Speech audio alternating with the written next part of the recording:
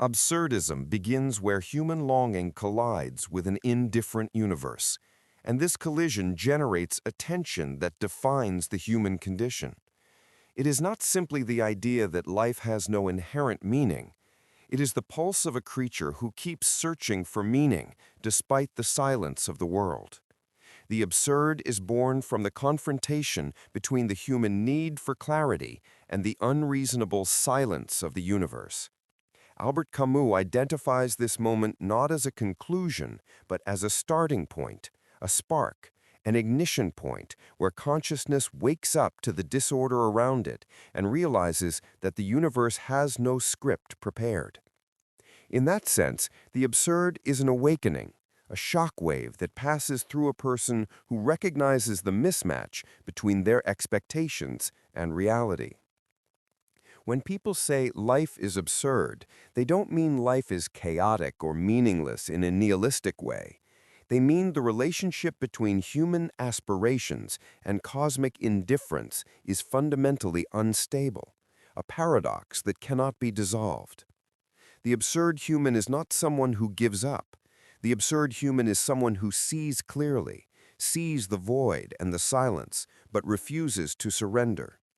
Camus insisted that the absurd is not an invitation to despair. Instead, it is a call to rebellion, a call to live more intensely because nothing is given and everything must be invented. In this sense, absurdism is not pessimistic. It is a radical affirmation of life as it is.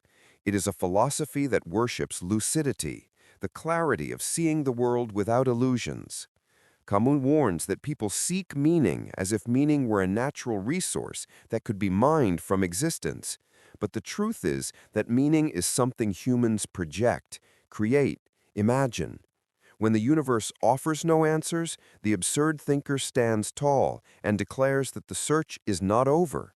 The struggle continues precisely because it is futile, and this futility becomes beautiful in its own way. Absurdism is rooted in the rejection of comfort.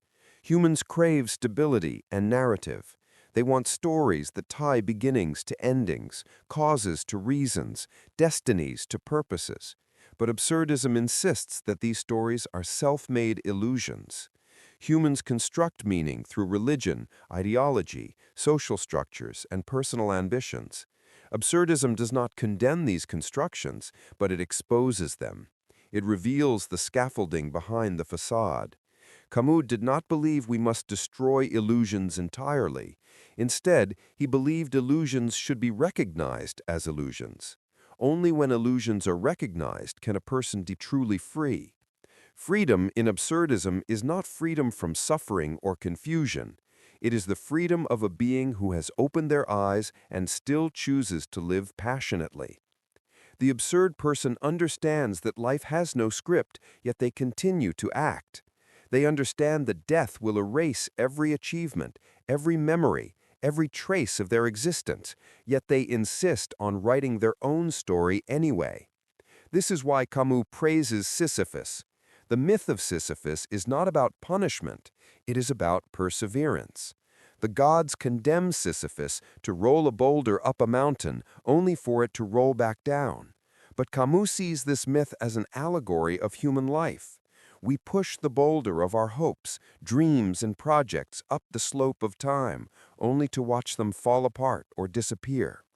Yet the absurd hero smiles because he understands that the struggle itself is enough to fill a man's heart. Sisyphus sees the truth and refuses to submit. His rebellion is not against the boulder, but against the meaninglessness of the task. He creates his own meaning by performing the task consciously, deliberately, defiantly. Absurdism is an antidote to both despair and blind faith. Despair gives up too quickly, assuming that the absence of universal meaning annihilates all value. Blind faith leaps too quickly, assuming that meaning must come from a supernatural source. Absurdism refuses both options. It inhabits the space between longing and silence.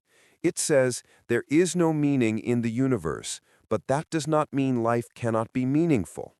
Meaning is not discovered, it is created.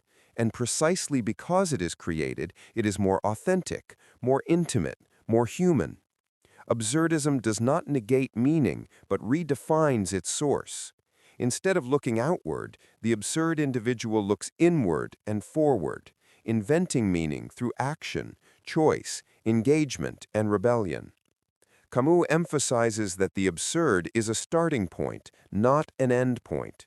Many philosophies treat the realization of meaninglessness as a final destination, a collapse into nihilism. But for Camus, this realization is the birth of genuine freedom. Once illusions are shattered, the human being stands on the edge of a cliff, looking into an infinite void, and must decide to leap, retreat, or build wings. Absurdism is the construction of wings. It is the decision to keep moving. It is the decision to reject both suicide, physical or philosophical, and to embrace life even more intensely because nothing is predetermined. Camus insists that if life has no preassigned meaning, then every moment becomes precious, every gesture becomes a declaration. The absurd life is a life of intensity, presence, and authenticity. Absurdism also confronts the inevitability of death. Death is the ultimate silence, the final reminder that everything ends. But for Camus, death is not something to fear, it is something to understand. Death gives life shape, urgency, and value.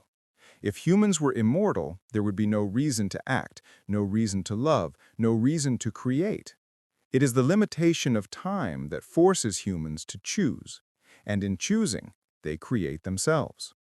So, the absurd person does not fear death, but acknowledges it as part of the human drama. Death is a wall that cannot be climbed, but the absurd individual dances in front of that wall. They live with the consciousness of finitude and therefore experience life more intensely. Camus famously says that the meaning of life is the most urgent question, but he also says that once the absurd is recognized, the question becomes, how should we live? His answer is simple. We live without appeal, without illusion, and without surrender. Absurdism thrives on honesty. It demands that humans stop lying to themselves. The lie that life has a universal purpose, the lie that suffering is part of the divine plan, the lie that justice is guaranteed, the lie that progress is inevitable. Absurdism is not cynical, it is realistic. It acknowledges injustice, chaos, randomness, and brutality. But instead of collapsing under these realities, the absurd individual rebels against them by living with dignity, creativity, and intensity. Rebellion is essential because it is the only response that preserves human dignity in a world without inherent meaning. Camus writes that rebellion is refusal, not destruction. It is the refusal to accept absurdity as defeat. It is the refusal to let the universe's indifference dictate the value of human life. The absurd individual recognizes that rebellion is not a political act first, nor a social act first, but an existential act. It is a rebellion of consciousness against the void. It is a saying no that gives rise to a deeper yes. When a person says no to meaninglessness, they affirm their own power to create meaning. Every refusal to bow down to the silence of the universe becomes an affirmation of human dignity. The absurd person does not rebel to change the world into something coherent. They rebel to assert their own presence in a world that refuses coherence. Rebellion is not about victory, but about stance. The stance itself becomes the meaning. Absurdism understands that humans long for clarity. They want explanations that wrap life neatly, like stories that end with lessons, morals, or revelations. But explanations are human inventions, stories we tell ourselves to calm anxiety. Camus wants us to notice that the desire for explanation is itself an expression of freedom. The desire points outward, but freedom lies inward. The absurd person takes responsibility for this clarity-seeking impulse instead of outsourcing it to mythology or ideology. They understand that explanations will never be enough because the world is fundamentally ambiguous. Ambiguity is not a flaw, it is the natural condition of existence. This is why absurdism values consciousness above everything. Consciousness is the spotlight we shine onto the darkness. It doesn't illuminate the whole universe, but it illuminates enough to make life livable. The absurd person uses awareness not as a tool of despair, but as a tool of liberation. When one becomes aware of the absurd, illusions lose their force, expectations dissolve. What remains is life as it is, wild, unpredictable, sometimes harsh, sometimes gentle, always fleeting. Consciousness allows the individual to enter the world without the weight of metaphysical fantasies. Life becomes lighter, not because it is easier, but because it is more honest. Absurdism is often misunderstood as an invitation to recklessness, but Camus is precise. The absurd does not justify immorality or nihilism. True nihilism concludes that nothing matters and therefore anything is permissible. But absurdism concludes that nothing is guaranteed, and therefore everything becomes more precious, including ethical responsibility. When life has no predetermined meaning, humans must choose their values. Values created consciously are stronger than values inherited blindly. The absurd person is responsible precisely because they know there is no external authority watching over them. Freedom without responsibility is chaos. Freedom with responsibility is authenticity. Camus believes that the absurd is the common experience of all humans. Whether people acknowledge it or not, they all live with the tension between longing and silence. The absurd is universal because it arises from the structure of human consciousness. Even people who embrace religion or ideology experience the absurd at moments when their beliefs collide with suffering or contradiction. But absurdism is not about eliminating belief, it is about examining it. Camus argues that belief should not be blind. If a person chooses faith, they should do so consciously, aware of its role as a human construction. Camus himself refused faith, not because faith is inherently wrong, but because it violates lucidity by offering answers where there are none. He believed that faith leaps over the absurd instead of facing it. The absurd demands that one stay in the tension. Absurdism is deeply connected to art. Art becomes a space where meaning is created in real time, through imagination, through expression, through the shaping of chaos into form. For Camus, the artist is an absurd hero. The artist knows their creations will be forgotten in time, yet they create passionately anyway. The artist confronts the void and responds with beauty. This act of creation is rebellion against insignificance. When an artist paints, writes, composes, or performs, they carve out temporary meaning from the flux of existence. Art becomes a protest against nothingness. It is a declaration that even if nothing eternal exists, the temporary can still be magnificent. Art reflects the absurd because it mirrors the human struggle to impose order on disorder. A painting imposes boundaries on infinite possible shapes. A story imposes structure on the randomness of events. A poem imposes rhythm on the chaos of language. These acts do not solve the absurd, they engage with it. Art does not cure the human condition, it celebrates it. Camus writes that art gives life a shape, but not a conclusion. It provides form, but not final answers. This is why absurdism does not seek resolution. Resolution is the death of inquiry. The absurd prefers the continuous storm of questioning. Absurdism is also a response to the mechanical modern world, a world of routines, schedules, productivity metrics, social roles, and expectations. Modern humans feel the absurd most intensely when they confront the monotony of daily life.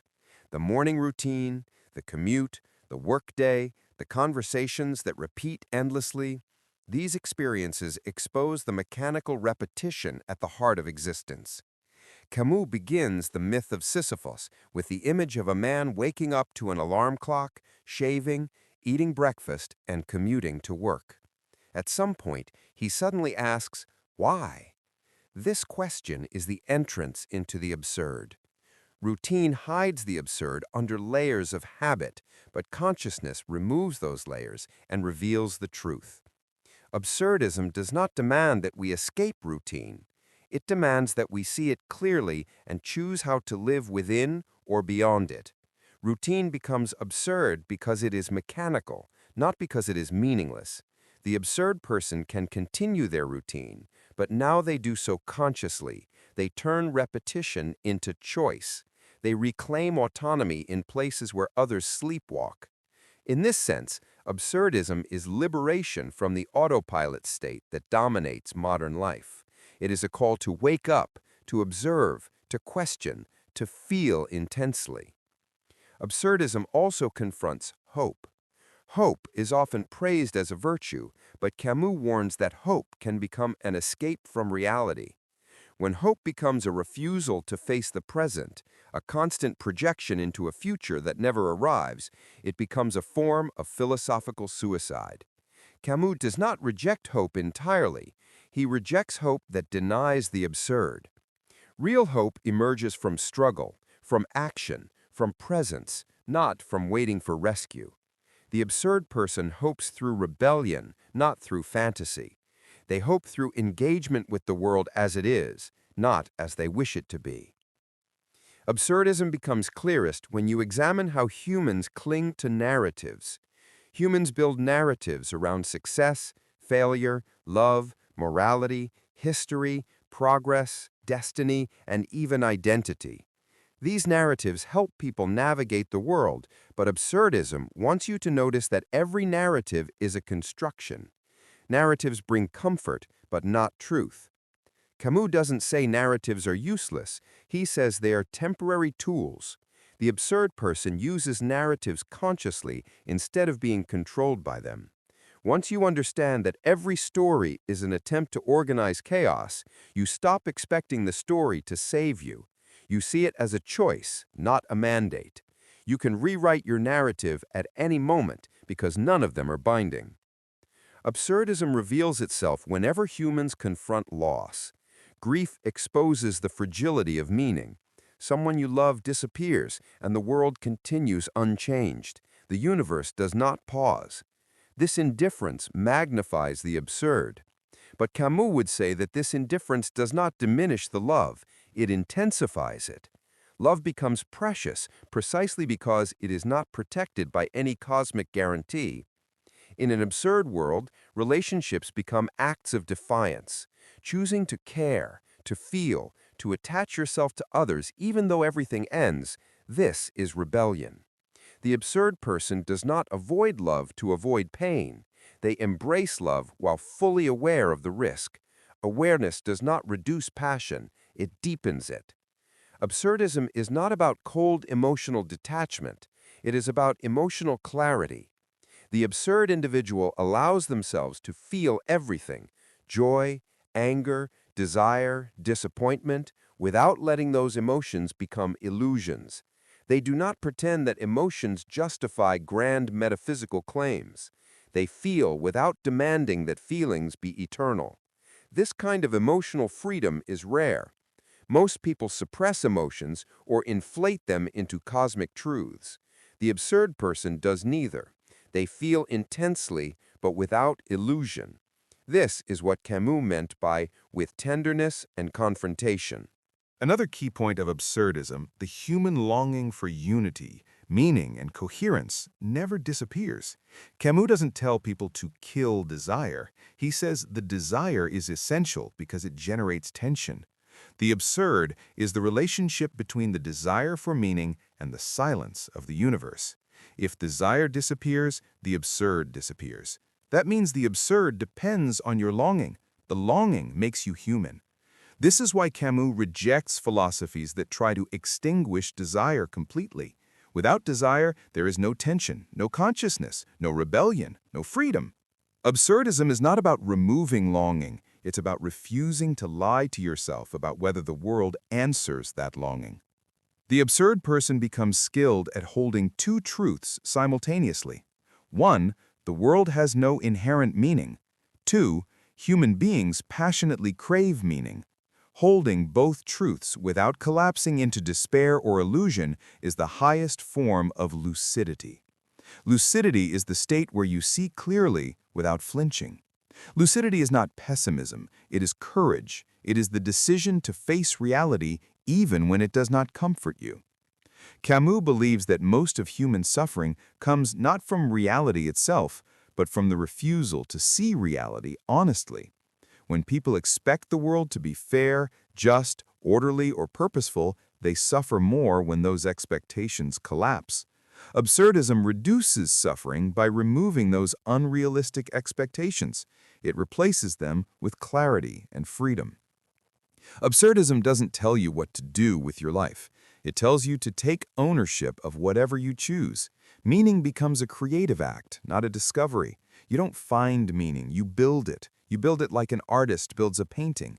You choose the colors, the strokes, the shapes. Some people build meaning through relationships, others through work, others through creativity, others through adventure, others through service. None of these paths are right or wrong. Their value comes from conscious choice. The absurd person refuses to live a borrowed life. They refuse to inherit meaning without examining it. They refuse to adopt goals simply because society expects them. They live deliberately. Absurdism also challenges the idea of long-term goals. Camus says humans obsess over the future because the present feels unstable. But the future is not real. It exists only as an idea. The present is the only reality, and even the present slips away quickly. The absurd person learns to anchor themselves in the present without destroying their ambition. They act, they create, they move forward, but they do not sacrifice the present moment for an imagined future. This balance is what Camus calls living without appeal. You live fully, act decisively, but you do not rely on the future to justify your existence.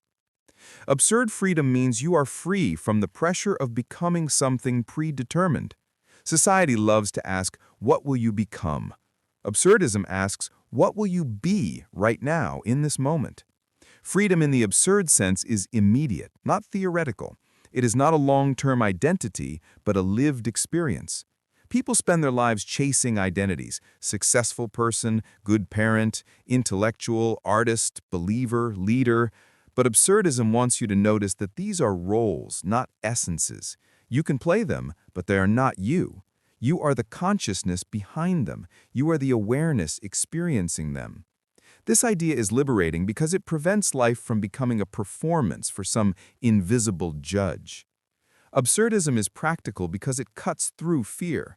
Fear of failure dissolves when you understand that success and failure are human inventions.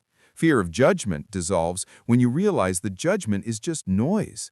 Fear of the future dissolves when you stop treating the future as a guarantee. This doesn't make life easy, but it makes life honest. And honesty brings strength. When illusions fall away, what remains is a human being capable of facing anything.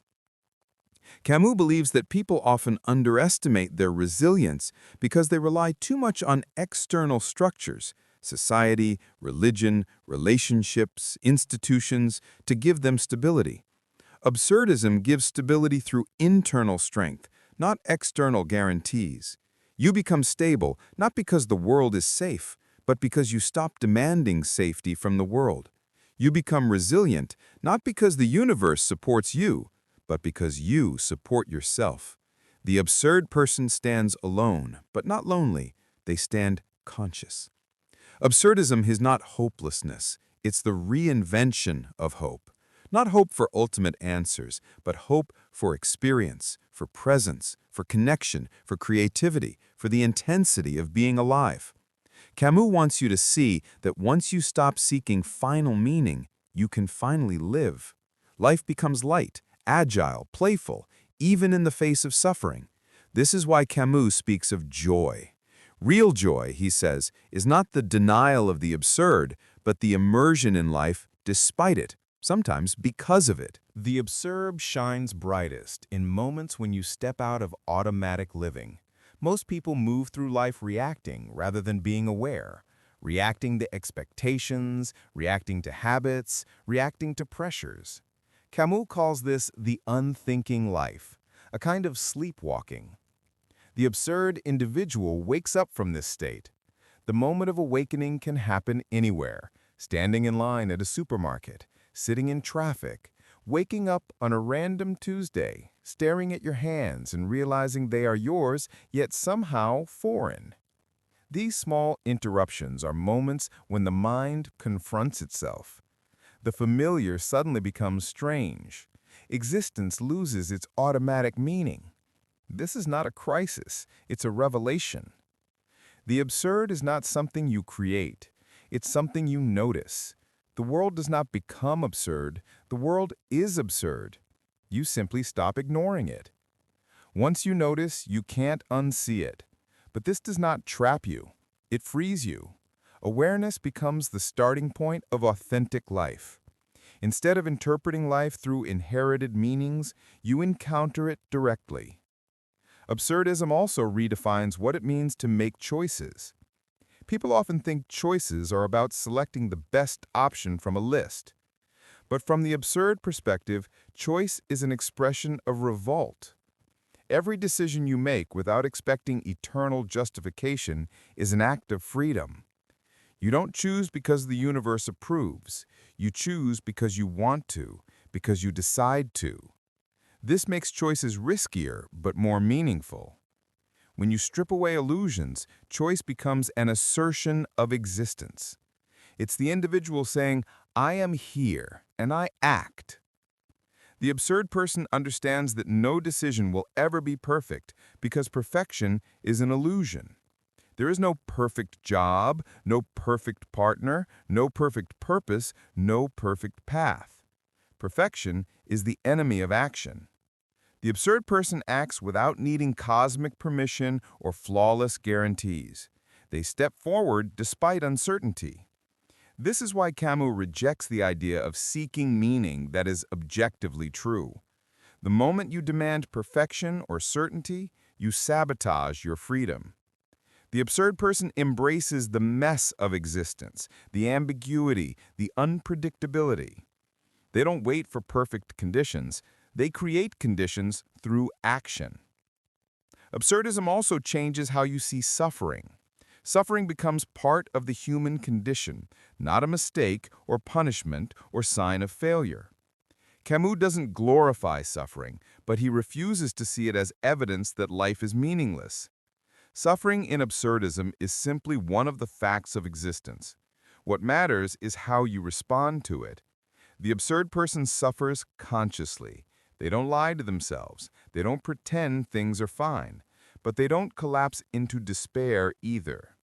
They acknowledge pain without concluding that the universe is against them. In this honesty, suffering becomes bearable. It may even become transformative. The absurd person refuses despair because despair is a way of giving up the fight. Despair claims the battle is unwinnable because meaning is absent. But the absurd person knows meaning is not something to be found. It is something to be made. Despair is not lucidity. It is exhaustion disguised as insight. Camus wants you to see when thoughts of despair are actually demands for guarantees. When you stop demanding those guarantees, despair loses its foundation. You begin to realize that even in suffering, you can act, choose, love, create, rebel. Suffering does not negate freedom, it highlights it. Absurdism emphasizes repetition, not as a trap, but as a stage for conscious existence. Sisyphus pushes his rock every day. His task repeats endlessly. People often imagine repetition as boredom or punishment, but Camus reframes it. Repetition becomes meaningful when consciousness enters it. The absurd person doesn't escape repetition, they transform it. They bring awareness into routines, turning them into chosen acts rather than imposed burdens. This is why Camus imagines Sisyphus smiling. The smile is not delusion, it's defiance. It's the awareness that even in endless repetition, freedom exists in the act of pushing. The absurd person does not live for the finish line. They live for the moment of engagement. Every push of the rock is an opportunity to express freedom. The victory is not at the top of the hill, but in the act itself. This is a radical rejection of outcome-based living.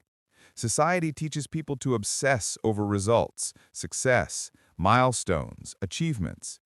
Absurdism shifts the focus to process. When you prioritize process, you reclaim your life from external evaluation. You stop living for applause or validation. You live because you choose to live. Process is the place where freedom breathes. Absurdism also changes your relationship with time. Without illusions, time no longer feels like a path toward a grand conclusion. Time becomes a field of possibilities. Instead of racing towards something, you inhabit each moment fully. The absurd person is not reckless with time, but they are not enslaved by it either. They don't feel pressure to justify every second with productivity or progress. They use time consciously. They rest when they want, create when they want, act when they want. They don't rush toward death, and they don't fear it constantly. They understand that death gives shape to life, but does not dictate how to live. Camus describes death as the ultimate confrontation with the absurd. It is the moment when consciousness ends and the universe continues. This is frightening for many because they want life to culminate in meaning. But absurdism says death doesn't need to give meaning to life. Life is meaningful because you experience it. Meaning happens before death, not because of it. The absurd person sees death clearly, but does not live under its shadow. Awareness of death intensifies life instead of diminishing it. It pushes you to live honestly, to make choices, to love deeply, to create boldly. Absurdism is not a retreat from life, but an intensification of it. When illusions fall away, everything becomes sharper: the colors, the sounds, the emotions, the sensations. Without the filter of metaphysical expectations, reality becomes vivid. The absurd person notices small moments that others ignore: the warmth of sunlight, the taste of food, the sound of footsteps, the breath of wind. Life becomes a sequence of experiences rather than a mission to complete. You begin to appreciate the world without demanding explanations for it. You live by experience, not by ideology.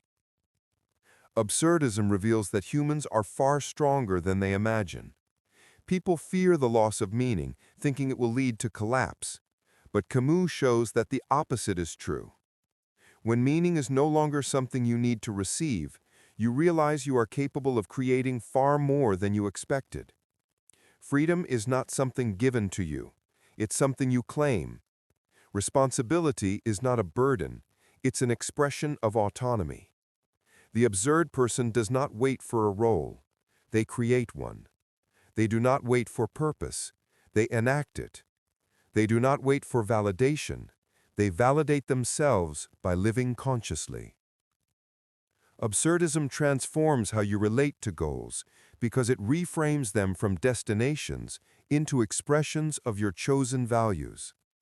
Society teaches people to chase goals as if they were salvation: get the perfect career, the perfect body, the perfect relationship, the perfect future. But these pursuits often come from fear, not freedom. The fear of being insignificant, the fear of being forgotten, the fear of not being enough. Absurdism exposes this fear by removing the illusion that achieving these goals will provide eternal fulfillment. It doesn't mean you shouldn't pursue goals. It means you stop worshiping them. You chase them because you choose to, not because they promise metaphysical security. Once you strip away the illusion of ultimate fulfillment, goals become more honest and more enjoyable. You can fail without self-destruction and succeed without delusion. The absurd person understands that life is not a ladder, but an open space. Nothing forces you into linear progression. The belief in stages of life, milestones, or correct paths is a social construct, not a necessity. Absurdism frees you from the anxiety of falling behind, because in an indifferent universe, there is no objective timeline to follow. People who obsess over timelines often feel trapped because they mistake social convention for existential truth. The absurd person sees through this. They move at their own pace, not because they are rebellious for rebellion's sake, but because no cosmic authority dictates how fast or slow they should go. Time becomes flexible, personal, and subjective. Absurdism also changes how you see success. Success becomes something you define moment to moment, not a trophy handed to you by society. Most people measure success using borrowed yardsticks: income, social status, fame, approval. But these standards are collective illusions. They only hold power if you consent to them. The absurd person measures success by authenticity. Did I choose consciously? Did I act freely? Did I live according to my values? This internal measure is more stable than external praise because it does not shift with trends or opinions. The absurd person does not deny societal measures of success. They simply choose whether those measures matter to them. Absurdism is not anti-achievement. Camus was deeply productive, but he was productive from freedom, not compulsion. When you operate from absurd clarity, creativity becomes more alive. You stop trying to create masterpieces that will outlive death. You create because creation itself is an act of rebellion. You write, paint, perform, build, explore, not to prove something eternal, but to experience the fullness of being alive. Creativity becomes play, discovery, engagement. It no longer needs justification beyond the fact that you want to do it.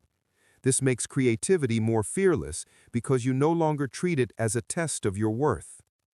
Absurdism also transforms ambition. Ambition becomes a form of rebellion rather than a desperate attempt to escape meaninglessness. The absurd person is allowed to want big things. They can pursue greatness without pretending greatness makes them immortal. They can aim high without relying on metaphysical narratives of destiny or fate. Ambition, when grounded in absurd clarity, becomes healthier. It becomes a pursuit of self-expression rather than self-definition. You act because it feels right, because it aligns with your energy, because it gives you intensity, not because it secures your place in the universe. Absurdism sheds light on loneliness. Loneliness is often treated as a sign that something is wrong, that a person is missing something, that connection is lacking. But absurdism sees loneliness differently. Loneliness is simply the awareness of being an individual consciousness in a vast universe. Everyone experiences it. Camus doesn't romanticize isolation, but he refuses to see loneliness as a flaw. It's part of being human. The absurd person acknowledges loneliness without collapsing into self-pity. They connect with others not to erase loneliness, but to share existence honestly. Connection becomes more authentic because it's no longer a desperate escape from solitude. It's a conscious choice to share time, space, and experience. This clarity also deepens relationships. When you no longer demand that another person give your life cosmic meaning, you stop placing impossible expectations on them. You can love without clinging, care without trying to possess, share without extracting validation. The absurd person loves intensely, but with open eyes. They recognize that all relationships end in one way or another: separation, change, or death. This reality doesn't diminish love, it amplifies it. Knowing that moments are finite makes them more valuable, not less. You stop taking people for granted because you see how fragile and temporary every connection is. Temporary does not mean meaningless, it means precious. Absurdism also addresses anger. Humans often get angry because reality does not match their expectations of fairness, justice, gratitude, or order. The absurd exposes how unrealistic these expectations often are. The world does not owe you fairness. People do not always act according to your ideals. Life does not align itself with your plans. When you acknowledge this, anger becomes less about entitlement and more about clarity. You stop being surprised by disappointment. You understand that frustration is part of existence, not a deviation from it. This doesn't make you passive, it makes you strategic. You can act more intelligently when you're not blinded by unrealistic demands. Absurd contempt is different from hatred. Hatred comes from illusion, believing that someone or something should be different according to some cosmic law. Absurd contempt comes from lucidity, recognizing that some things are harmful or absurd in themselves and choosing to resist them. The absurd person resists cruelty, injustice, or oppression because they choose to, not because they believe in divine commandments. Ethical responsibility becomes grounded in human solidarity rather than metaphysical doctrine. Camus believed deeply in justice, but he rooted that belief in human dignity, not metaphysical law. He argued that rebellion itself implies a belief in the value of others. When you rebel against suffering, you implicitly affirm that suffering is wrong, not because the universe says so, but because your humanity does. Absurdism also reconfigures your relationship with fear. Fear becomes something you observe rather than something that controls you. Most fears come from trying to protect illusions, fear of not fulfilling expectations, fear of not finding meaning, fear of failing at life. When illusions fall away, fear changes shape. The absurd person still feels fear, but it no longer dictates their life.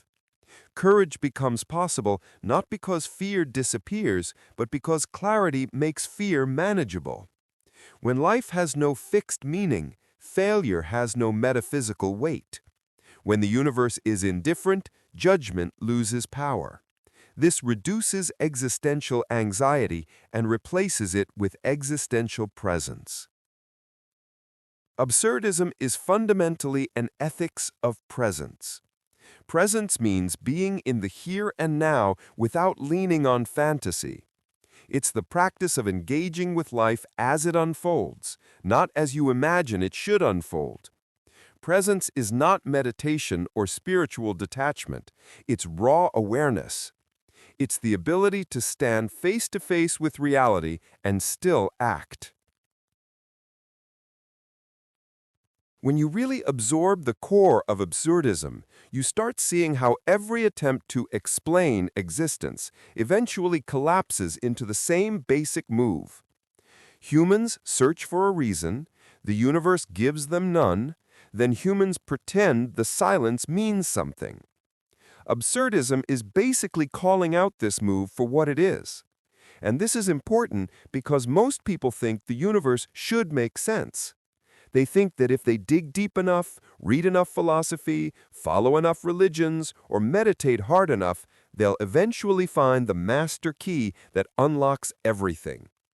But absurdism says the reason you keep failing isn't because you haven't looked in the right place, it's because there is no key. There is no hidden door. There is no grand script. The confusion you feel is not a mistake, it's the raw reality showing through. The powerful thing here is that absurdism doesn't see this as a tragedy. Camus isn't telling you, oh no, life is meaningless, what a disaster. He's saying life has no built-in meaning, and that's exactly why you get to respond freely. The mistake people make is thinking meaninglessness equals hopelessness. But absurdism flips that. Meaninglessness equals freedom. If life came with a predetermined mission from some cosmic authority, you'd just be following instructions. But since existence is silent, you get to decide. You become the author, not the actor reading someone else's script. And that shift from searching to choosing is the heart of the absurd mindset.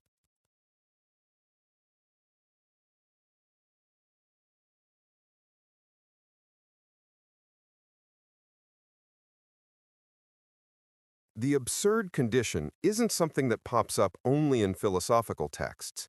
You feel it every time you're stuck in routines that don't make sense anymore.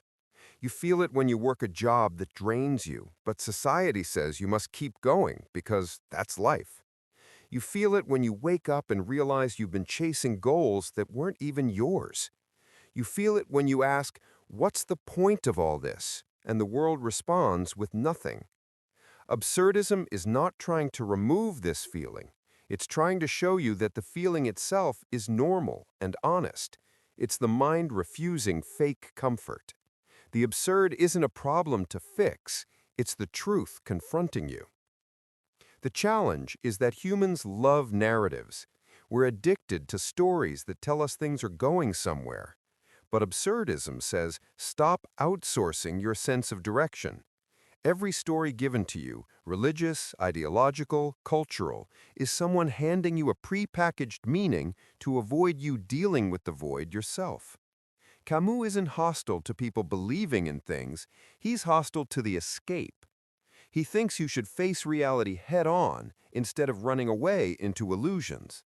And this is why he criticizes philosophical systems that try too hard to explain the universe. He thought they were overreaching.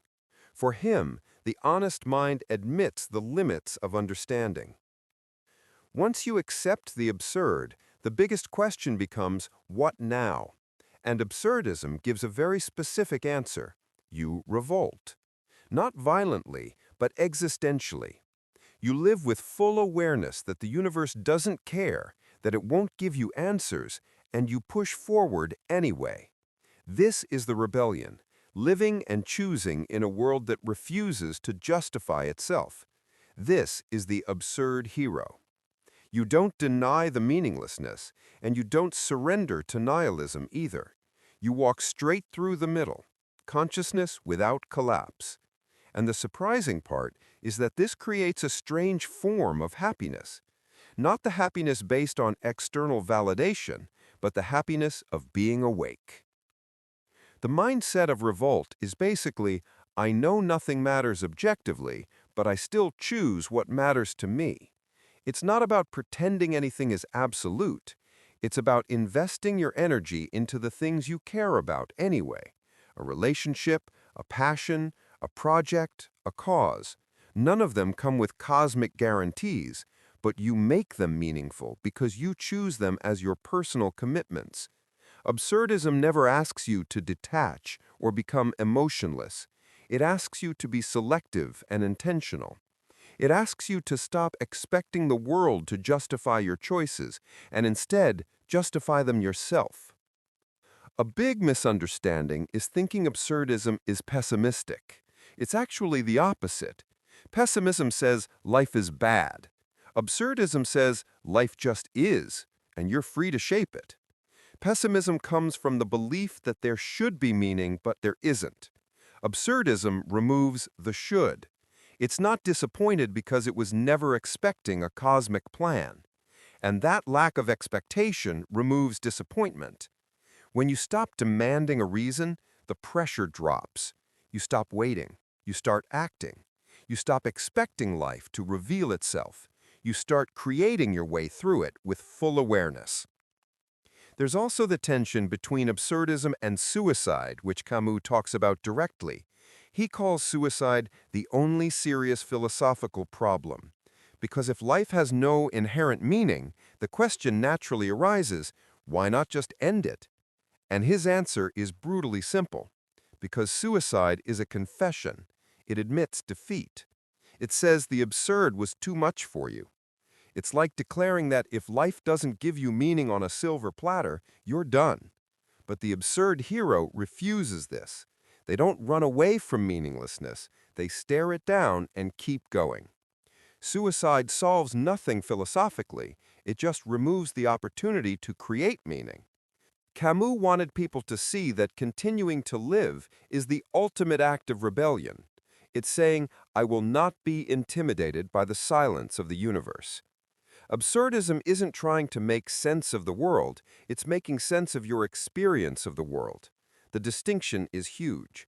The universe doesn't need to make sense for your life to be meaningful to you. You aren't trying to decode some master plan, you're constructing meaning, the same way an artist paints, not because the canvas demands it, but because the expression matters. Meaning becomes an act of creation, not discovery.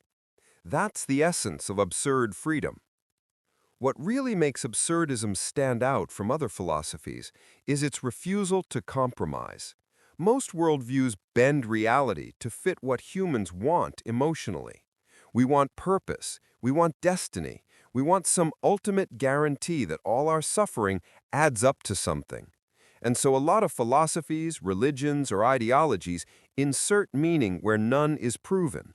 Absurdism calls this out bluntly. It says the universe is indifferent, not hostile, not friendly, just indifferent. It doesn't care if you succeed, if you love, if you suffer, or if you disappear. It doesn't guide you, and it doesn't punish you. And once you admit this, you have two choices: fall into despair or redefine how you live. In absurdism, despair is seen as the easy way out. It's the result of expecting the universe to behave like a parent and then being angry that it doesn't. Despair comes from disappointment, and disappointment comes from unrealistic expectations. The absurd perspective removes those expectations entirely. It says the universe was never going to give you answers. It was never going to explain itself. It was never going to tell you who you are supposed to be. So why act betrayed? Why act hurt? Why act like something has been taken away from you? Absurdism reframes the entire problem. Nothing was ever promised. This is where you start to see why the absurd mindset feels strangely liberating. People think meaninglessness should feel heavy, but once you internalize it, you realize it's actually the opposite. Meaninglessness is lightness. It's the removal of pressure. You don't have to be the right person. You don't have to follow some predetermined goal. You don't have to justify your passions to the universe. You don't have to find a perfect path because there isn't one. Suddenly, the anxiety about the correct life collapses. All that matters is the life you choose to build. The weight of destiny disappears, and the only weight left is your choices, which is still heavy, but at least it's yours. This attitude explains why absurdism clashes with philosophies obsessed with coherence or systems. Most philosophical traditions try to create a full blueprint of reality, a total explanation that connects everything. Camus looked at all that and basically said, that's overconfidence. Humans don't have the cognitive capacity to explain the universe from the outside. You're inside the system trying to comment on the system. You're a limited being trying to grasp an unlimited context. Of course, the attempt will fail. And yet people still try because it's emotionally comforting to imagine there's a rational structure behind everything. Absurdism says, stop lying to yourself about what you know.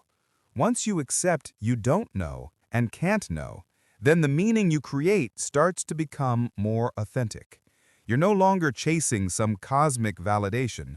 You're no longer performing your life for an imaginary audience. You're living for the immediacy of experience, for the connections, the passions, the projects, the curiosities that matter because they resonate with you, not because they're supposed to matter. This shift from external meaning to internal meaning is one of the most empowering psychological moves you can make. You stop asking, what should I do with my life? And start asking, what do I actually want to do? Absurdism is also brutally honest about human habits. People constantly distract themselves to avoid confronting the void. Entertainment, social media, relationships, work, routines, all of these can be ways of running from the silence. But absurdism pushes you to confront that silence directly, not to destroy yourself, but to wake up. When you sit with the absurd and truly feel it, something happens. You stop being manipulated by fear.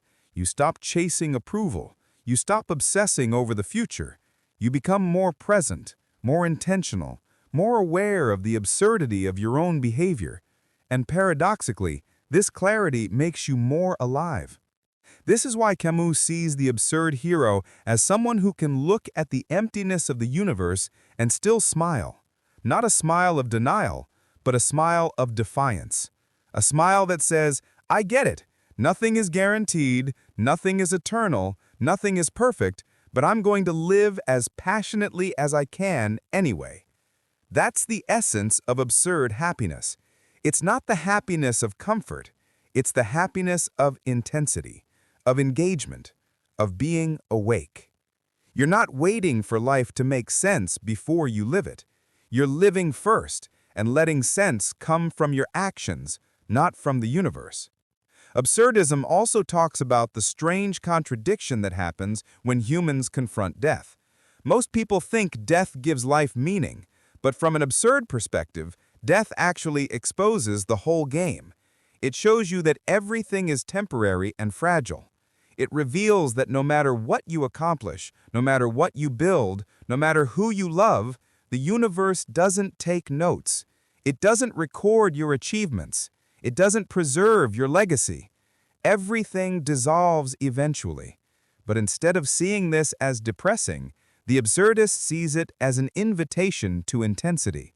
If everything is temporary, then every moment becomes more valuable, not because it leads anywhere, but because it is all you have. Absurdism challenges the obsession with future-oriented thinking. People love to postpone living. They spend their entire lives chasing a future where things will finally make sense. When I get that job, when I move to that city, when I meet the right partner, when I figure out my purpose. But the absurdist rejects this. They live now. They act now. They engage now. The future is just a story you tell yourself. The present is the only real arena of action. And that's why the absurd hero is grounded, not in hope, but in presence. Hope tries to escape the present. Absurdism roots you in it.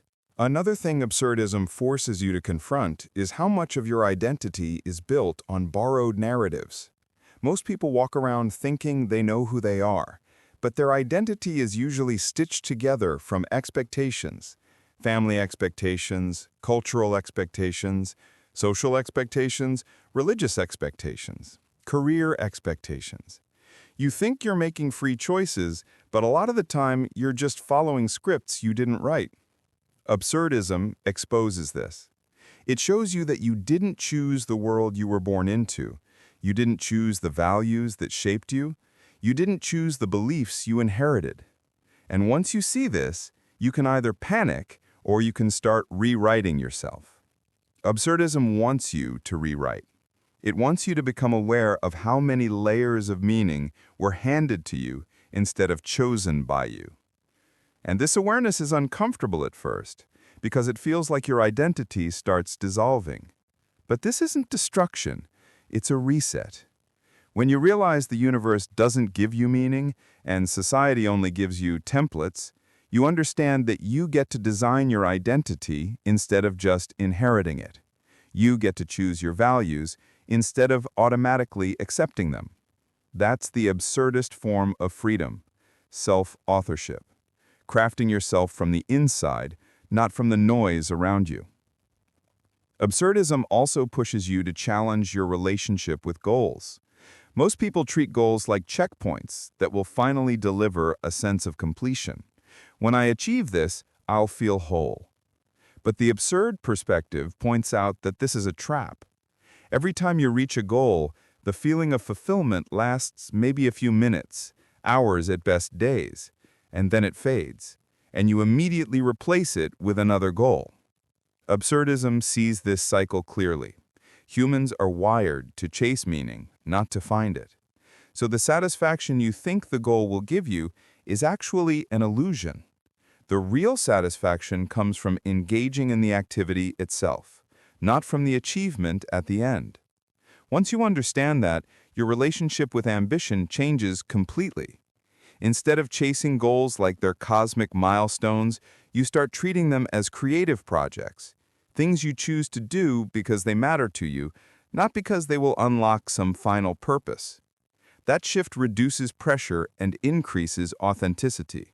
You're no longer living for future rewards or cosmic justification, you're living for the experience of doing.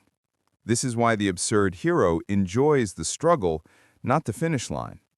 The struggle is where life actually happens. The finish line is just a momentary illusion of arrival before the next cycle starts. Absurdism also highlights how humans constantly try to escape themselves. You might think distractions are harmless, but they're actually one of the most common ways people avoid confronting the absurd. Every time you drown yourself in noise, entertainment, or constant stimulation, you're basically running from silence, because silence reminds you that there's no script. But once you understand the absurd, you stop being afraid of silence. You stop being afraid of being alone with your thoughts. You stop being afraid of the void. You start seeing it as a clean canvas instead of a threat. The absurd mindset doesn't ask you to detach or become a monk. It simply asks you to be honest about why you distract yourself. It pushes you to ask, do I actually enjoy this, or am I just avoiding something? That question alone exposes layers of your life that you never questioned. And once you stop running, you start choosing. You choose activities that matter. You choose relationships that matter. You choose goals that matter. You choose experiences that actually reflect you. And those choices become meaningful, not because the universe validates them, but because they come from a conscious mind instead of an escaping one. One of the boldest aspects of absurdism is its rejection of ultimate answers. Humans crave certainty. They want solid foundations. They want something absolute to stand on. But absurdism says certainty is an illusion, and the faster you accept that, the freer you become. It doesn't just apply to metaphysics, it applies to everyday life. Think about how much anxiety comes from trying to predict the future or control things you can't control. Absurdism forces you to accept that uncertainty is the baseline of existence. Once you stop demanding certainty, you stop suffering from its absence. And here's the twist. Accepting uncertainty doesn't create chaos, it creates resilience. When you stop expecting stability from the universe, you're no longer shocked when things don't go as planned. You adapt faster, you suffer less, you respond more intelligently. That's the strange psychology behind living with the absurd. It makes you mentally stronger because you stop fighting reality. You stop demanding that life behave the way you think it should. You let go of the should entirely, and you focus on what is. Absurdism also reframes the idea of purpose. Instead of searching for the purpose, you start creating purposes, plural, flexible, personal. And these purposes don't need to be valid for anyone else. They don't need to last forever. They don't need to be defended or justified. They just need to matter to you at this moment in your life. You can change them later without guilt, because absurdism doesn't demand consistency with some fixed identity. It only demands honesty with your current self. And that's a huge shift from philosophies that treat purpose like a lifelong mission you must stay loyal to. Absurdism says, be loyal to your awareness, not your labels. This view of purpose also removes the fear of being wrong. People are terrified of making the wrong choice because they think there's a right path somewhere. But once you embrace the absurd, you realize there's no cosmic scoreboard. There's no universal ranking. There's no objective measure that says one life choice is superior to another. What matters is involvement, not correctness. What matters is engagement, not perfection. Absurdism lets you act boldly because the stakes are internal, not cosmic. Absurdism also forces you to reevaluate how you handle failure. Most people see failure as evidence that life is cruel, that they're inadequate, or that the universe is punishing them. Absurdism flips this completely. Failure is just data. It doesn't carry cosmic significance. It's not a verdict on your worth or a signal that you're doing life wrong. The absurdist sees failure as a consequence of action, an inevitable outcome in a world without guarantees. Once you stop personalizing failure as proof of universal judgment, you stop being afraid of it. You fail, you reflect, you act again. Fear becomes a choice, not a trap. The absurdist builds resilience because every setback is a reminder of the unpredictability of reality, not a judgment against them. The absurd also exposes the limits of knowledge. Humans have an unending desire to explain, categorize, and understand. Science, philosophy, religion, all are attempts to make the universe intelligible. But the absurd shows the boundary of that intelligibility. You can know, you can theorize, you can predict, but the universe doesn't need to fit neatly into your models. That's a tension you live with, consciously. Some people try to resolve it prematurely. They create systems, rules, or dogmas, but the absurdist learns to tolerate the tension. They accept the universe's silence as part of reality and respond with action, creativity, and awareness. That tension is where vitality emerges. Absurdism also transforms how you perceive pleasure and joy. People often seek pleasure as a replacement for meaning, entertainment, consumption, indulgence. But absurdism reorients it. Pleasure becomes a conscious choice, a lived experience, not a compensation for a lack of meaning.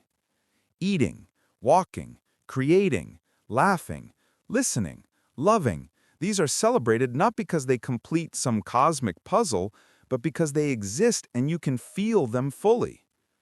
The absurdist doesn't wait for validation from the universe to enjoy a sunset.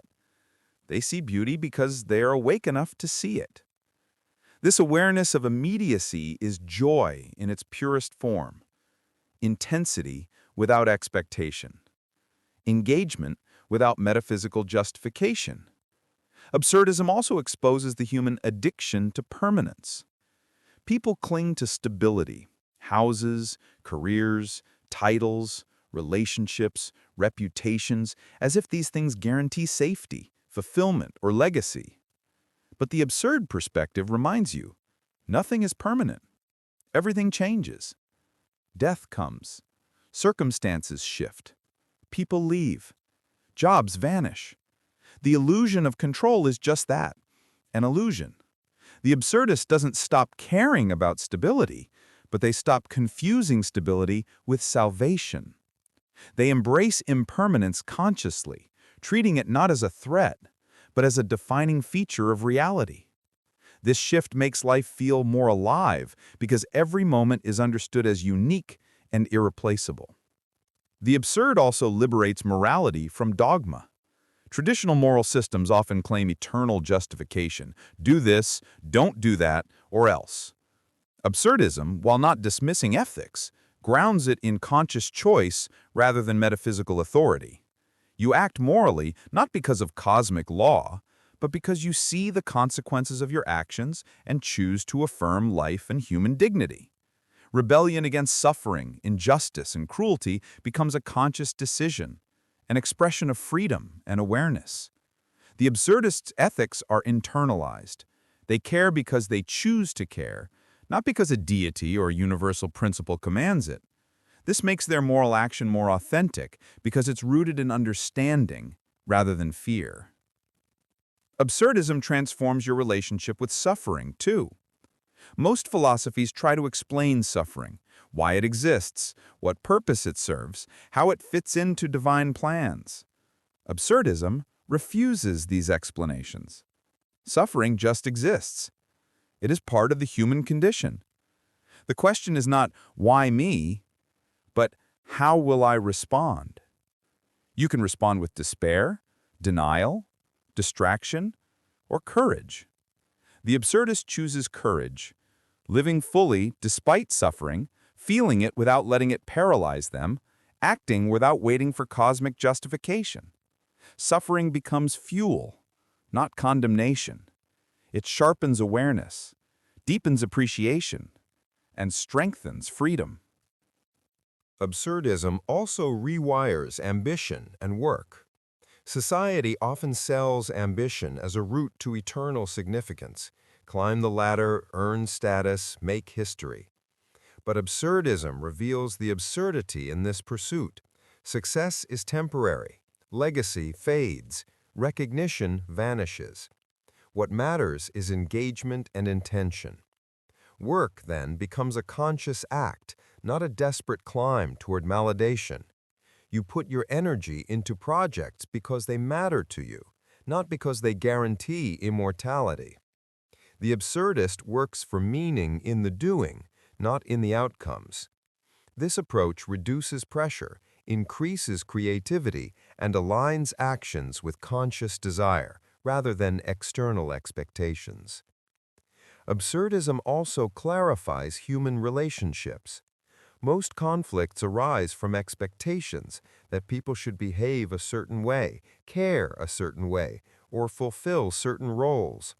Absurdism exposes these expectations as projections, humans trying to find meaning in others' actions. Once you see it, you can interact more authentically. You love, support, and connect without trying to force cosmic significance onto the other person. Relationships become engagements between conscious agents, not transactions designed to validate existence. This makes intimacy richer and suffering less crushing because you understand impermanence and act with awareness. Absurdism is relentless about honesty. Not the soft honesty of politeness or social convention, but the harsh honesty of facing reality head-on. You observe your desires, fears, habits, distractions, illusions, and patterns without pretending they aren't there. You admit the world doesn't owe you anything. You admit the universe is indifferent. You admit that death is inevitable. And in this admission, you don't collapse. You gain freedom. Because once you see clearly, you can act without illusions, without scripts, without autopilot. Conscious action becomes possible. Freedom becomes tangible. Absurdism transforms how you see death itself. Most people fear it because they expect life to provide a guarantee or a narrative that outlives them. Absurdism says, stop expecting the universe to preserve you. Life doesn't owe you immortality or ultimate validation. Death is not tragic, it's simply the boundary of experience. And the awareness of that boundary makes each moment sharper, each choice more precious, each connection more vivid. You don't avoid death, you live fully because death ensures the impermanence that gives life intensity. The absurd hero knows the end is certain, but still embraces every beginning, middle, and fleeting moment in between. Absurdism radically changes how you relate to desire. Humans constantly pursue satisfaction for status, love, knowledge, power, pleasure. Most people believe achieving these desires will complete them or validate their existence. But absurdism says the universe provides no guarantees, no validation, no final satisfaction. Desire itself is not wrong, but clinging to it as a source of cosmic justification is a trap. The absurdist keeps desire alive, but places it in conscious context. They pursue what they want fully, intensely, without expecting it to answer the universe's silence. This transforms desire from a source of anxiety into a source of energy and engagement. The absurdist person also confronts boredom. Boredom is often the first signal of the absurd. When nothing seems to matter, when routines feel empty, when repetition becomes oppressive, the mind senses the gap between expectation and reality. Most people distract themselves from this feeling, but the absurdist embraces it. Boredom becomes a doorway into clarity. It's an opportunity to face the absurd consciously. You start asking, what matters to me now? What can I do here and now that actually engages me? This turning inward rather than running outward develops self-awareness and intentionality. The absurd transforms boredom from paralysis into creative potential. Absurdism also shapes courage. Traditional courage is framed as overcoming external threats, fear of danger, or moral challenges. Absurd courage is different. It's the ability to live fully in a world without meaning, to act without guarantees, to pursue your values while knowing the universe neither rewards nor punishes you for doing so. This kind of courage is radical because it doesn't depend on illusions. You act because you choose to, not because you expect success, recognition, or approval. Every action becomes an act of defiance, a demonstration of autonomy in the face of indifference. Absurdism also impacts perception of time. Most human anxiety comes from being trapped in past regrets or future worries. Absurdism redirects attention to the present, the only moment you can act within consciously. The past is memory, the future is projection. Neither provides guarantees. The absurdist focuses on the tangible, immediate reality. What can I experience, create, or influence now? This produces a different relationship with action. The present becomes the field of genuine engagement, not a stepping stone to some imagined goal. Life becomes a sequence of moments to inhabit fully, rather than milestones to reach or hurdles to overcome. Absurdism reconfigures the sense of achievement. Most achievement-oriented philosophies tie self-worth to outcomes. Absurdism says the outcome doesn't matter in universal terms. What matters is participation. Doing something intentionally, consciously, fully aware of the absurd is an achievement in itself. Completion is secondary. Success, failure, approval, legacy, these are social or psychological constructs, not cosmic mandates. When you internalize this, work, art, relationships, and even play gain value from engagement rather than external metrics. Every act of conscious presence becomes meaningful on its own. Absurdism also reframes the way humans approach ethics and justice. Without belief in metaphysical guarantees, morality is no longer about obeying an eternal law or fulfilling cosmic destiny. It is about conscious choice and the affirmation of life. You act ethically because you recognize that suffering exists, that people matter, that your actions have consequences in the human context, not because a divine authority commands it. Absurd ethics are rooted in awareness, responsibility, and deliberate engagement. You do good because it aligns with conscious intention, not because it promises eternal reward or punishment. The absurd person also embraces imperfection, their own and the world's. Most human suffering comes from the expectation that life, people, and oneself should be orderly, consistent, or just. Absurdism rejects these expectations. The world is messy, incomplete, and indifferent. You are messy, inconsistent, and imperfect. Acceptance of this reality is liberating. You stop fighting what is inevitable. You stop blaming yourself or others for simply being finite, flawed humans. This frees energy to act creatively, to engage fully, to live intentionally rather than constantly trying to fix reality or yourself. Absurdism deeply impacts ambition and work as well. Instead of pursuing goals for validation, permanence, or external approval, you pursue them for engagement and personal meaning. You act because you choose to act, not because the universe guarantees a reward. Every project, task, or creative endeavor becomes a microcosm of rebellion, a conscious engagement with the absurd. The absurdist works intensely, passionately, and deliberately, knowing the outcome is uncertain. That uncertainty is not frightening, it's liberating. It's the arena in which freedom and creativity thrive. Absurdism also enhances intimacy and connection. Since the universe is indifferent, relationships do not provide cosmic validation, but this makes them more authentic. You interact with others for their intrinsic value, not for how they fulfill a larger existential plan. You love fully, connect deeply, and engage with presence because those moments are real, not because they count for eternity. The awareness of impermanence intensifies emotional experience. You don't cling to people out of fear or expectation. You appreciate and invest in them consciously, freely, and intensely. Finally, absurdism cultivates lucidity, a heightened clarity of mind. You see the world as it is, not as you wish it to be. You recognize impermanence, indifference, and unpredictability. You acknowledge suffering, desire, and joy without distortion. You act, love, create, and experience without expecting cosmic validation. Lucidity isn't cold detachment, it's raw awareness.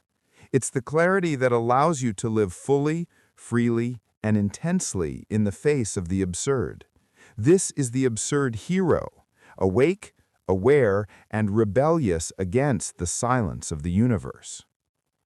Absurdism reshapes how you view pleasure, joy, and even mundane experiences.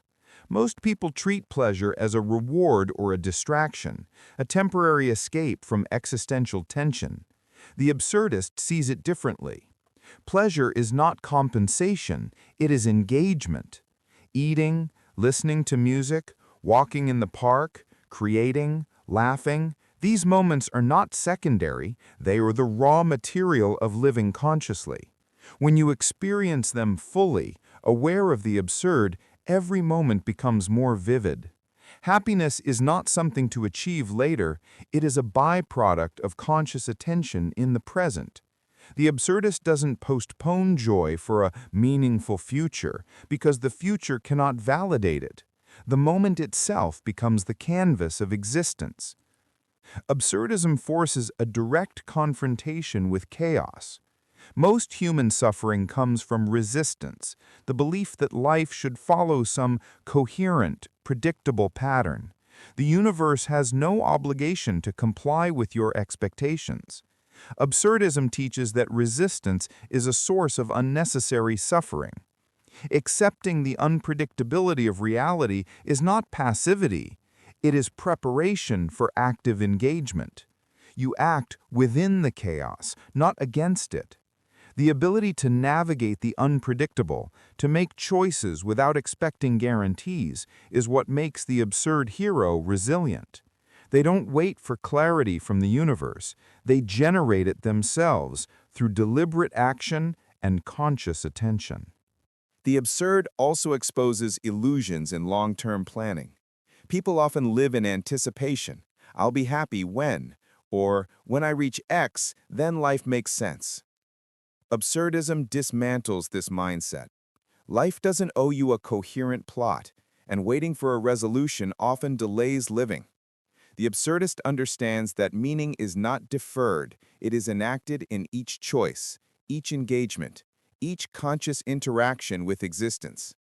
Planning is not forbidden, but it is understood as a tool, not a prophecy. Life is constructed through immediate deliberate action, not future projections based on illusions of cosmic justice or order. Absurdism reshapes ambition, creativity, and mastery. Most people pursue achievements as evidence of significance, trying to secure permanence in an impermanent world. The absurdist pursues achievement for its own sake, for engagement and self-expression. Work, art, thought, and exploration are performed fully aware of their temporality. The rock Sisyphus pushes is heavy, endless, but conscious effort transforms repetition into rebellion. You act not for legacy or reward, but because acting is itself meaningful when done with awareness. Mastery and skill become expressions of presence, not trophies to validate existence. Absurdism also redefines courage in daily life. Traditional courage focuses on external threats, danger, enemies, or failure. Absurd courage is deeper. It is the willingness to act in a world without inherent meaning, to make choices and bear consequences while knowing no ultimate reward awaits. It's courage that recognizes vulnerability, impermanence, and limitation, yet continues to engage fully. Every decision becomes a conscious assertion of freedom. Every act, even small, mundane acts, becomes a declaration: I will exist, act, and choose despite indifference. This mindset transforms ordinary life into a theater of rebellion. The absurd also sharpens perception of relationships. Most conflicts stem from projections, expecting others to validate your existence or to fulfill illusory roles. Absurdism dissolves these expectations. You connect with others because connection is real, not because it guarantees meaning. You love intensely because it is a conscious choice, not because it provides validation or immortality. Awareness of impermanence and human limitation increases appreciation and intentionality. You engage fully, without clinging, without illusion, and without denying reality. The absurdist finds authenticity in this engagement. Absurdism forces a reevaluation of failure and disappointment. Traditional views treat them as judgments or punishments. Absurdism reframes them. They are inevitable outcomes in a world without guarantees. Nothing is proof of your inadequacy. Nothing is evidence of cosmic injustice. Failure is data, feedback, a moment to observe and act consciously. This perspective reduces fear and increases resilience. You are no longer paralyzed by potential setbacks. You act because action itself is the meaningful response to the absurd, regardless of outcome. Absurdism emphasizes lucidity and awareness as the foundation of living fully. Lucidity is the clarity to see the universe as it is, indifferent, unpredictable, impermanent, without imposing false narratives or seeking validation.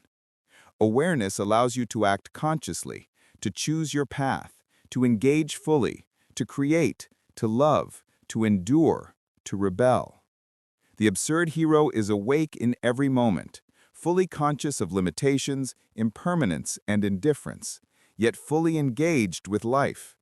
Happiness, courage, purpose, and joy are no longer dependent on illusions or guarantees. They are byproducts of conscious existence within the absurd. Absurdism transforms how you confront uncertainty. Most people are terrified of not knowing, of life being unpredictable. They try to control outcomes, predict events, or cling to illusions of stability. The absurdist sees these efforts for what they are: temporary, partial, and ultimately unnecessary. Uncertainty is the baseline of existence. Accepting it does not lead to despair. It leads to freedom. Once you stop demanding guarantees, you can act boldly, creatively, and intentionally. You make choices not because the universe demands them or because they secure future comfort, but because action itself is meaningful in the present. The awareness of uncertainty intensifies engagement and sharpens judgment. Absurdism also redefines risk. Most human behavior is shaped by avoiding danger or failure, often at the cost of authenticity and experience. In the absurd mindset, risk becomes neutral, a natural part of acting in an indifferent universe. You weigh consequences, but you no longer fear the outcome itself. The absurdist accepts that life is temporary, unpredictable, and indifferent. This acceptance allows them to pursue passions, relationships, and projects without being dominated by anxiety over what might happen. Every risk becomes an opportunity for conscious living, rather than a threat to cosmic validation. Absurdism reshapes time perception. Humans often live in regret or anticipation, endlessly fixated on what is past or what might come. The absurdist focuses on the present as the only arena where conscious action is possible. Past and future exist as memory and projection. They are tools, not guarantees. The present moment is where life unfolds, where engagement and awareness happen. This focus changes how you act. Your energy goes into what you can influence now, rather than worrying about what is beyond your control. Living in the present is not naive optimism. It is disciplined clarity and conscious engagement. Absurdism changes how you approach suffering. Conventional philosophy often seeks to explain or justify suffering. Absurdism does not. Suffering exists, unexplainable and unavoidable. The question is not, why me, or what does it mean, but how will I respond? The absurdist responds with conscious engagement, feeling pain without surrender, acting without expectation, living fully despite adversity. Suffering is neither punished nor deserved. It is simply part of the human condition. Recognizing this frees energy from futile explanations and redirects it to meaningful action and authentic living. Absurdism also transforms relationships with others. Most conflicts arise from projections, expectations, and demands for validation. Absurdism dissolves these illusions. Connections become conscious choices rather than mechanisms to fill existential gaps. You love and engage because it is real and present, not because it provides eternal meaning or approval. Awareness of impermanence increases intentionality. Every conversation, every gesture, and every moment of intimacy becomes more vibrant because it is acknowledged consciously, not assumed or taken for granted. Love, friendship, and collaboration are acts of engagement, not escapes from the absurd. Absurdism transforms ambition and achievement. Most people pursue accomplishments for recognition, validation, or permanence. The absurdist pursues projects for engagement and personal meaning. Work, art, and creativity are performed with awareness of temporality and indifference. Every step, every effort, every struggle is meaningful because it is consciously chosen, not because it guarantees status, reward, or immortality. The outcome is secondary to intentional action. Achievement is measured by participation and engagement, not by societal approval or lasting impact. Success is redefined. It is living fully in alignment with conscious choice. Absurdism reframes happiness and pleasure. Most people treat joy as a reward for fulfilling external expectations. The absurdist sees pleasure as intrinsic, arising from awareness and engagement. Eating, creating, laughing, walking, loving. These are valuable because they exist and are experienced consciously. Happiness is not a byproduct of validation or achievement. It is a natural consequence of conscious presence in the absurd world. Joy is intensified by awareness of impermanence and indifference. Knowing that moments are finite amplifies their significance. You don't postpone life for a better future. You live fully now. Finally, absurdism crystallizes the concept of rebellion. Life provides no guarantees, no inherent meaning, no cosmic validation. The absurd hero refuses despair, refusal, and resignation. They act, create, love, explore, and endure fully aware of life's indifference. Rebellion is not violence or chaos. It is conscious living. It is the affirmation of existence through action. Every choice, every engagement, every moment of attention is rebellion against the silence of the universe.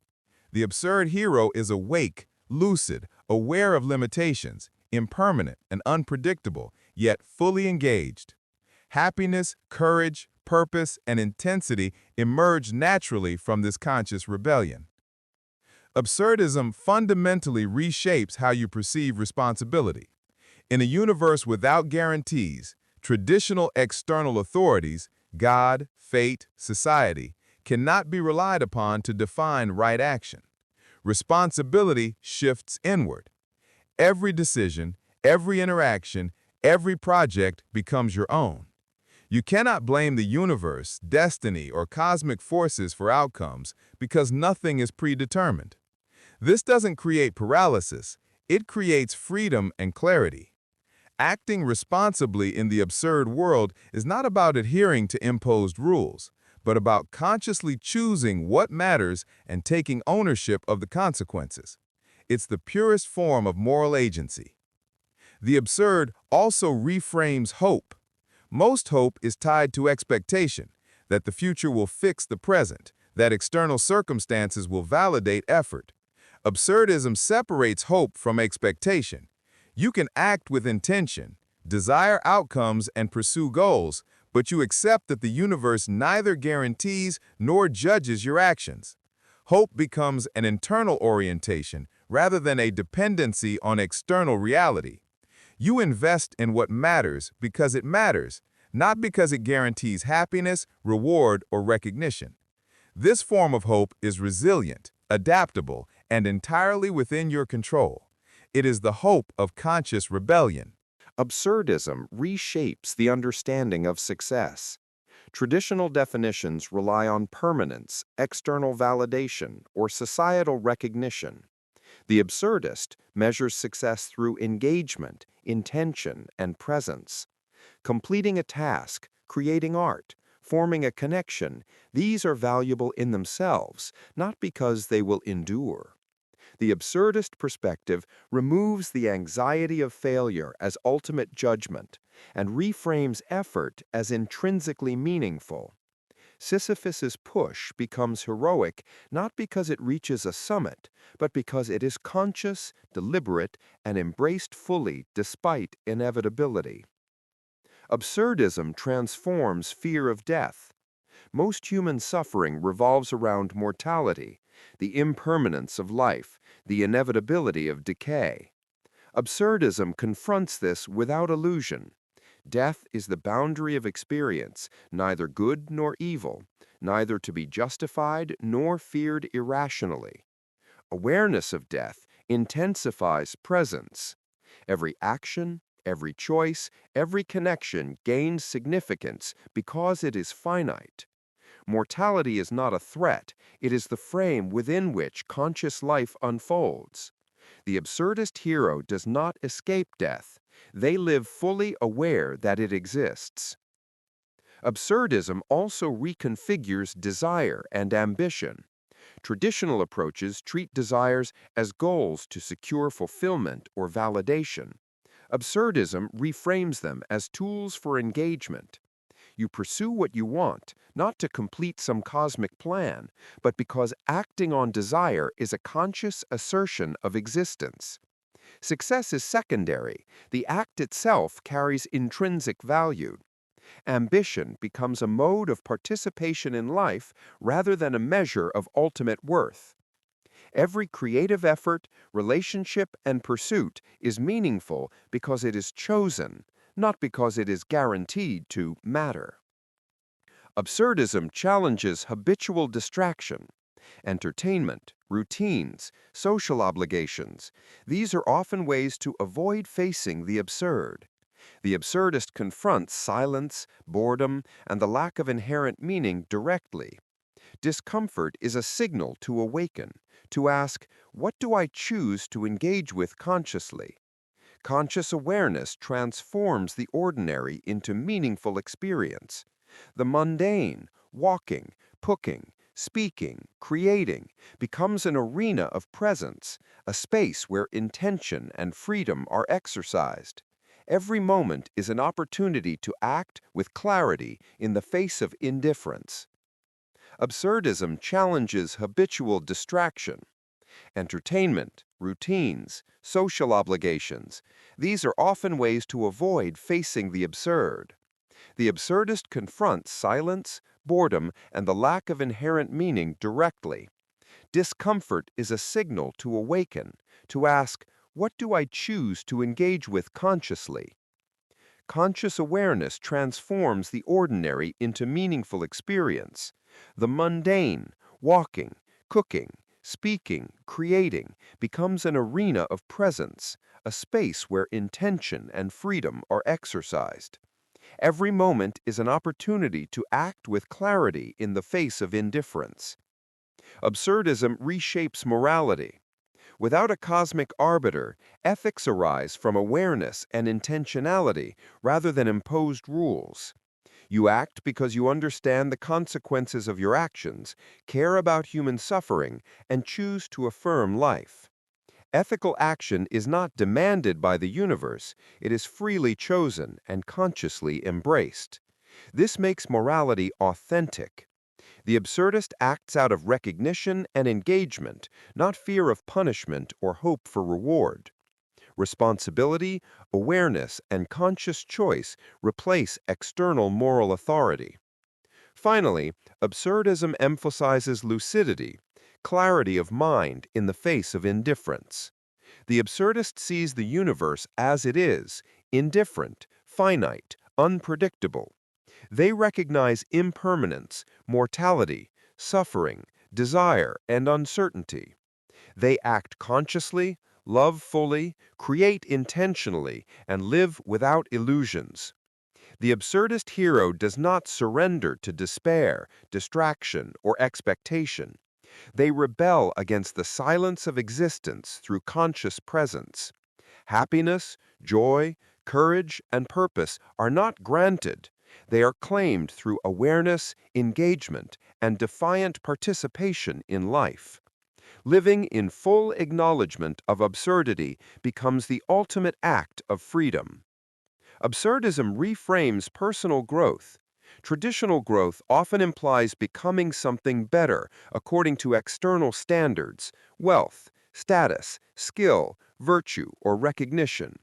The absurdist grows through awareness and engagement, not approval or comparison. Improvement is not about being validated by others or achieving an abstract ideal life. It is about conscious attention to your actions, choices, and experience in the present. Growth is measured by the depth of engagement, the intensity of awareness, and the courage to act in an indifferent universe. Each moment of deliberate action becomes a step toward self-realization, not social validation. The absurdist also transforms suffering into a tool rather than a punishment. Pain, loss, failure, disappointment, these are inevitable in a meaningless universe. The absurdist does not ignore them or rationalize them. They experience them fully, understanding their inevitability. But rather than succumbing to despair, the absurdist uses suffering as fuel for conscious action. Awareness of impermanence and indifference sharpens focus, clarifies priorities, and strengthens resilience. Suffering is no longer a sign of cosmic injustice. It is a signal to engage, to live fully despite the silence of the universe. It becomes a catalyst for conscious rebellion. Absurdism transforms the pursuit of purpose. Traditional searches for purpose often rely on external validation, cosmic significance, or societal definitions. The absurdist rejects these dependencies. Purpose is not discovered, it is created. You define what matters to you and act accordingly. It is flexible, personal, and conscious. You do not wait for life to justify your actions. You justify them through engagement and attention. Each decision, each project, each interaction becomes a microcosm of purpose. Purpose is embedded in action, not in approval or permanence. Absurdism changes how you perceive freedom. True freedom is not escaping responsibility, fear, or mortality. It is acting with full awareness in a universe that provides no guarantees. You are free precisely because the universe is indifferent. You choose how to engage with life, how to respond to suffering, how to pursue desire, how to create meaning. Freedom is not granted, it is claimed, moment by moment, through conscious, deliberate action. The absurdist hero embodies this freedom fully, living without illusion or reliance on external authority, thriving in the tension of unpredictability. Absurdism also refines engagement with others. Most relationships are clouded by expectation, projection, or dependency on validation. Absurdism removes these illusions. Interaction becomes conscious, authentic, and voluntary. You connect with others not for cosmic validation, but because engagement itself matters. You love, support, and communicate fully, aware of impermanence and indifference. This creates relationships that are richer, freer, and more intentional.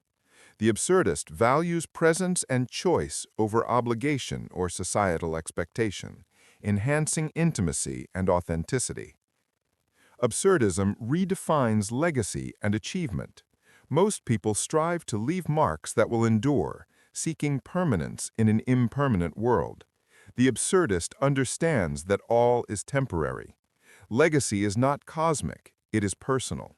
Achievements are meaningful not because they last, but because they are performed consciously and fully. Work, art, creation, relationships, and experiences gain significance from deliberate engagement, not societal approval or permanence.